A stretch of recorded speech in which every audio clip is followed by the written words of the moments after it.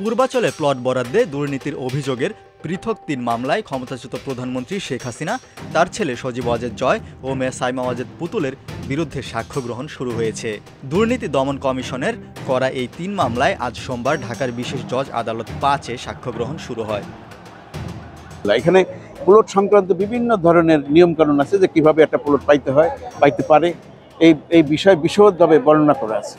সেখানে বলা আছে যে নিজে অথবা নিজে অন্যের উপর নির্ভরশীল স্বামী স্ত্রী বা পোষ্য কারো নামে কোনো পিতামাতা কারো নামে কোনো প্লট নারায়ণগঞ্জ অথবা ঢাকা শহরের টঙ্গী আশেপাশে যদি থাকে, তাইলে তারা সরকারের যে রাজুকের কোনো বরাদ্দ প্লট থাকলে তারা পরবর্তীতে কোনো প্লট প্রাপ্ত হবেন না।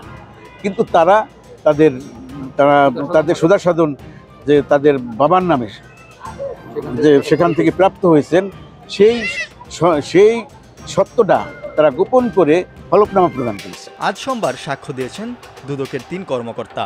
তারা হলেন সালাউদ্দিন, এস.এম. রাশেদুল ইসলাম ও আফনান জান্নাত কেয়া। ঢাকার বিশেষ জজ আদালত ৫-এর বিচারক আবদুল্লাহ আল মামুন সাক্ষীদের সাক্ষ্য রেকর্ড করেন।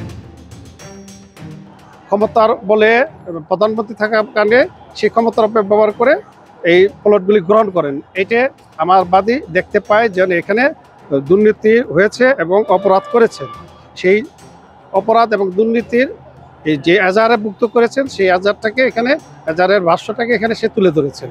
পূর্বাচলে প্লট বরাদ্দে দুর্নীতির অভিযোগের দুদকের করা পৃথক ৬ মামলায় শেখ হাসিনা, তার পরিবারের সদস্যসহ ২৩ জনের বিরুদ্ধে গত ৩১ জুলাই অভিযোগ গঠন করেন ঢাকার ২ বিশেষ জজ আদালত।